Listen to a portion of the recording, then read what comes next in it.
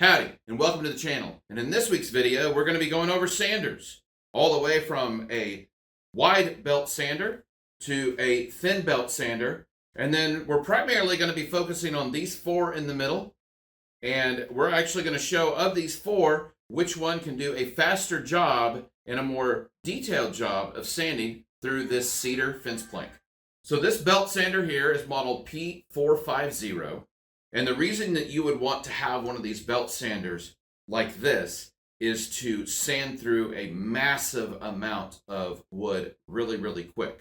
Whenever we laid a floor down for my father, we actually went through and we had to do subfloor. And we were putting some linoleum down on top of that. And what we did was we sanded the entire floor with this belt sander to make sure that the entire floor was smooth with this, because anything that's underneath that is ultimately going to show through the floor covering that you put on top of it. But just so you know, that the P450 actually eats through batteries like nobody's business. And this is a brushless tool. Of all of my tools that I have on my wall here, this one loves batteries. It will eat them, and it doesn't matter what it is. But for a 4 amp hour battery, I've had this thing chew it up in as little as 15 minutes, depending on what I'm doing. Then on the other extreme of a belt sander, we have this model here, which is PSD 101. And as you can tell, it has a very thin belt on it. This is a detail sander. And I've used this one to help refinish cabinets whenever you have different coats and grooves and all these different angles that are within the cabinet face. This actually does a really good job of getting down into those little divots and getting all of that stuff sanded smooth.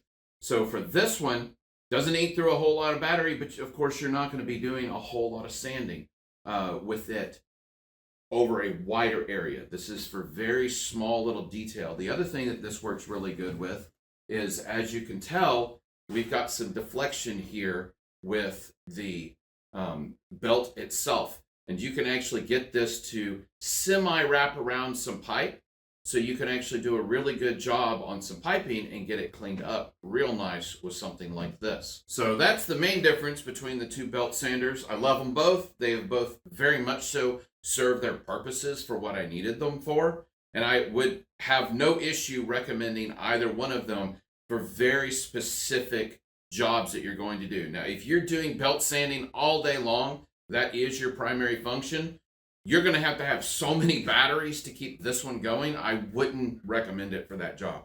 For that, you actually need to get one that you can plug into the wall, because of how much this one chews through batteries. So now we're going to be focusing on these four in the middle. So the Ryobi sheet sander that we're going to be reviewing today is model P440. And it does 12,000 RPMs and can last about 40 minutes on a standard 4 amp hour battery. And it's going to be using a quarter sheet of the standard size sandpaper. To get the sandpaper installed, you'll see that we actually have springs. Now we had to pull the springs to the inside and flip them up. And we have one on the other side. And the bottom is just a flat piece. And this one is a little bit more finicky than the other ones are. This one is the one that you actually have to work in order to get the sandpaper tucked in. We'll zoom in here and we'll get a detailed showing of the other side. But you're going to hook it on and loop it around. So we simply take it now and we bend it up and around and get it slid up underneath our metal piece. And they can be a little finicky. And now we can pull our lever up, and there is a lock section here where it physically locks into the unit. So this sander now has sandpaper on the bottom and it's ready to go. Now from Ryobi, they actually have a foot that goes underneath here that you can push it on, that pops the holes for the air ventilation. Because if you pull this off and you look at the bottom, you'll see these 6 large holes. That is where it actually has a fan in here, and it pulls all of this sand material, the wood dust that you're getting off. It will pull it up out there, and it will pull it and blow it into your catch bag here. So that's what those are for. And it did come with it. Unfortunately, I have lost mine in all of the work that we have done. So I typically just take a punch through where they're going to be, and that is sufficient enough to get the air moving. So for that, I just take my punch, find the hole, wallow out the hole, find the next one, and wash, rinse, repeat for all of my holes that are in the bottom of the sander. The cat sander here, model P401 from Ryobi, this one does 11,000 orbits per minute. So there's a little bit of difference. You've got RPM here and orbits here, but they're basically the same thing. Different style of the way that the heads move, but you can basically equate all of them to roughly the same thing whenever it comes to the function of what they're doing. So 11,000, and it is going to run about the same time period with a 4 amp hour, about 40 minutes with a 4 amp hour battery. The big difference is ease of installing the sandpaper whenever it comes to the consumable portion of this. And for that, we simply take a footed piece and put it on with the hook and loom, and we're done. That's it. It's good to go. It's ready to go. Now, the one thing that is bad about these style sanders is what you see here. If you look on the bottom here, you'll see that none of the holes on this Gator brand mouse or cat sandpaper actually line up with the stuff that is on the bottom of the sander itself. So either you have to poke new holes, or you have to have an air nozzle or really good lungs and constantly blow off your workpiece, because it's not going to be pulling anything and trying to put it within your dust collection system. Next, we're going to have the random orbital sander, model PCL 406. And this one is going to do 10,000 orbits per minute. And it's going to, again, last roughly the same amount of time. And on this one, it is just like the mouse/cat sander, where it's going to have the hook and loom on the bottom. You simply take your consumable, line it up with the holes, and attach it to the bottom, and you're good to go. Now again, consumables can have holes in different places, so whenever you buy consumables, this one matches up. This is actually from Ryobi that came with this sander, but you can see that it is perfectly lined up. But keep in mind that if you buy consumables that don't line up, you will want to do something, because you do want to have it where it is able to spit your dust into your dust collection. Now, this dust collection actually has both functionalities with it. That is different than this one. This one did not come with a bag. It only came with the vacuum. This one has a rectangular dust collection system on it, and it did not come with an adapter either for a vacuum. It simply has the bag.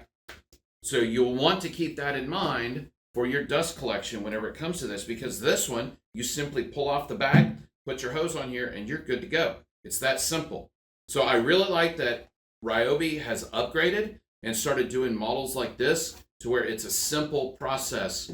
Depending on what you want, pull it off, put it on, you have everything that you need. And last, we have model P411, and this is another random orbital sander from Ryobi. This is 10,000 orbits per minute, just like this one is. And again, it is going to last roughly 40 minutes with a 4 amp hour battery. And we have the same hook and loom style on the bottom. And we're going to be using the same style consumables that we use with this one. And again, we're going to work to get our dust collection holes lined up. And it's that simple. We're done. We're ready to go. Slap a battery in it, and we can now sand. So that's the basic overview of these handheld sanders. I have each one of these now loaded with 120 grit sandpaper so that we can actually sand this fence plank, and we're going to see how long it takes to make it smooth to the hand to where you're not going to be getting splinters and such on this piece of wood with each respective sander. And for that, we're going to populate these with PBP005 batteries, and you'll see as I go through that each one of these are fully charged.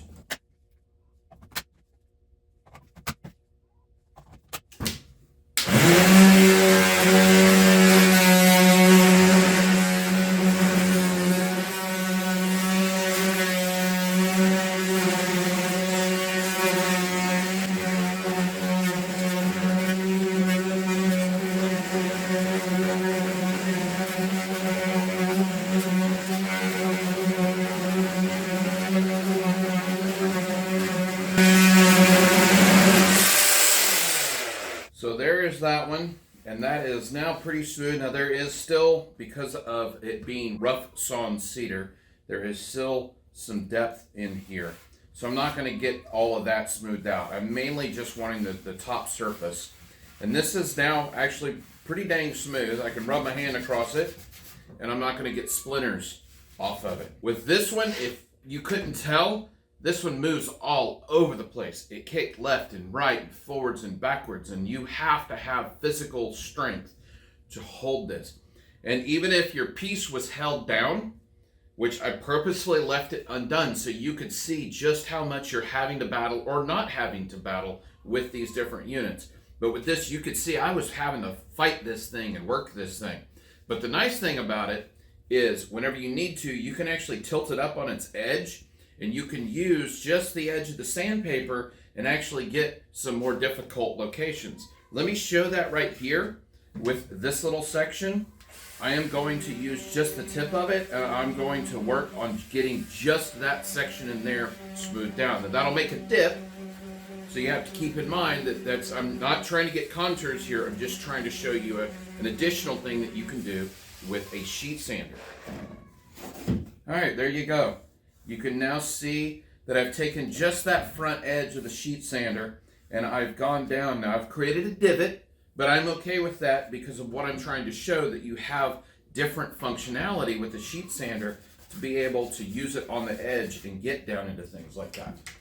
So now let's try the mouse sander, or the cat sander as Ryobi calls it. Same thing, we're just going to get another section about the same width and we're going to try to get it nice and smooth.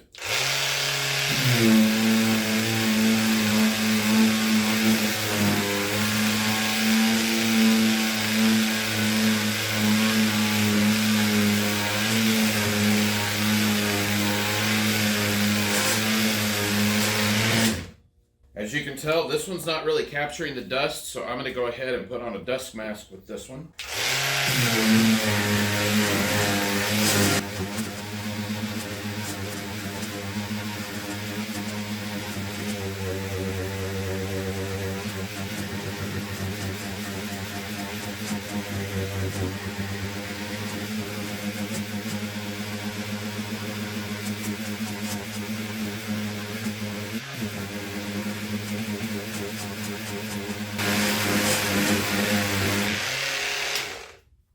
Alright, so with the cat sander, definitely took longer, at least it felt like it took longer. So you can actually see that it's nice and smooth, about the same width, but it definitely felt like it took longer. Now, of the two, I don't know if you saw or not, but I wasn't fighting with the cat sander.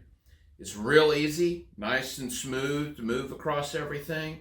The button's very easy to push on this. It's very easy to push on this one as well. But this one is just real simple. It didn't move the piece around at all. It wasn't difficult to control everything. And because of the tip that's on here, this also allows you to get into really tight corners where something like this would be a little bit more difficult just because of the overall shape of the body.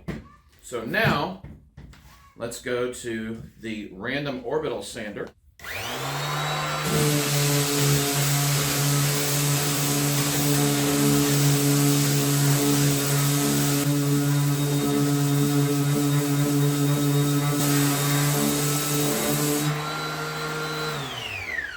That quick, that random orbital sander did a phenomenal job of getting our cedar plank nice and smooth. No issues at all. But you saw, very simple to hold. It was a little bit more difficult than the mouse/cat sander, but not much. So much easier than the sheet sander. So now, let's go on to the slightly older, but still just as good random orbital sander.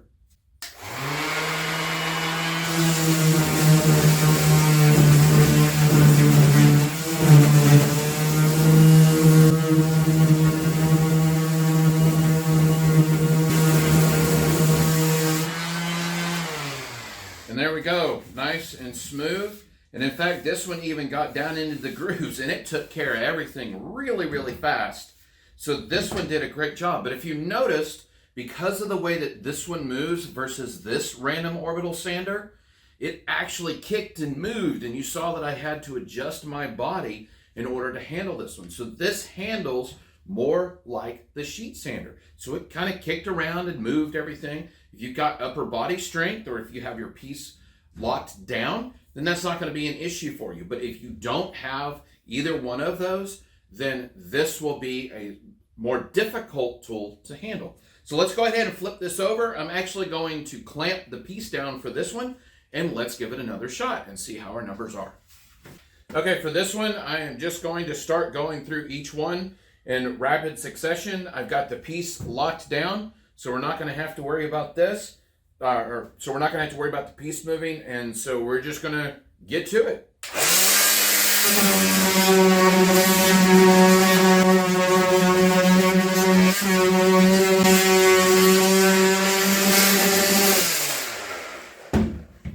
I'm actually glad that it did this. This is something that can happen with your sheet sander, is at times, because of the vibrations that are with it, it likes to get untucked from the piece.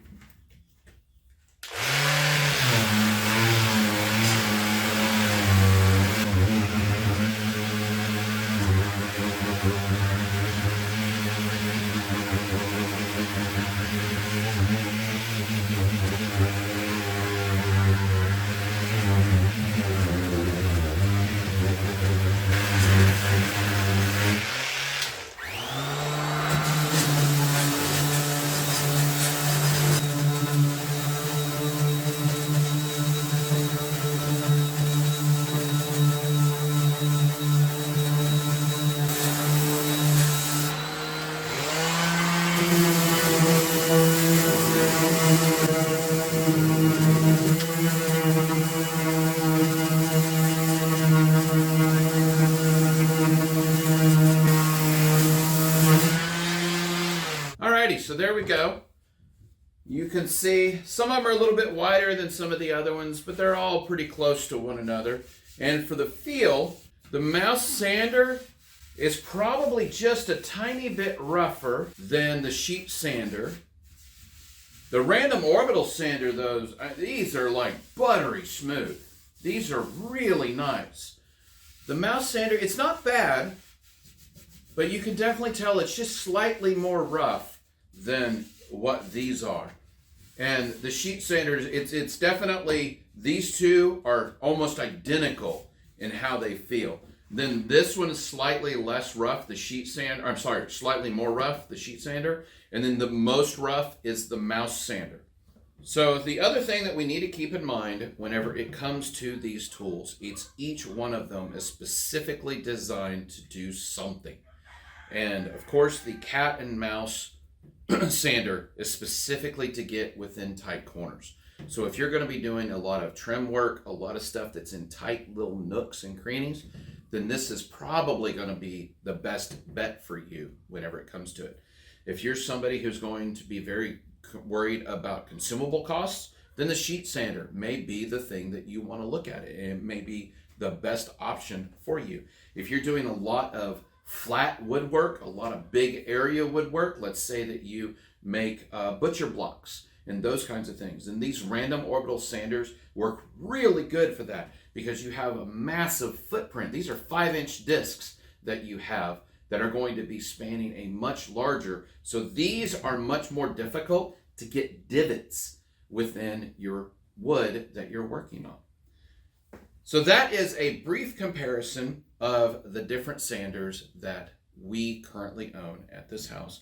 And again, we've used these on a lot of different projects. We love them. This is our newest one of all of them, and absolutely love having all of them. They do a great job for us, and we're appreciative of the work that Ryobi has actually put into these. This one I've had the absolute longest, and I have put this one through a lot of punishment. and it still works great. I don't have a problem with it. This one here was actually purchased for my wife, and she used it, and then I inherited it from her because she was done with her project, and it works great too, and I have no problems with it. So if you are in the market for a sander, I actually recommend all 4 of these sanders. They do a great job for their intended function. So let's look real quick and let's see how much battery was consumed. So on our sheet sander, we're still sitting at 4 bars. Again, 4 bars, 4 bars, 4 bars.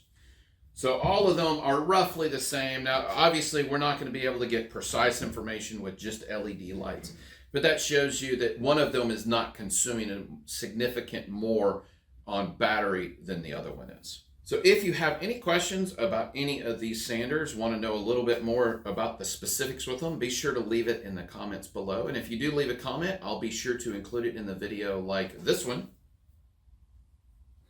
Oh, and this one. And this one. Oh, and that one, and this one here, and that one, and this one, and all of these. Thanks for watching.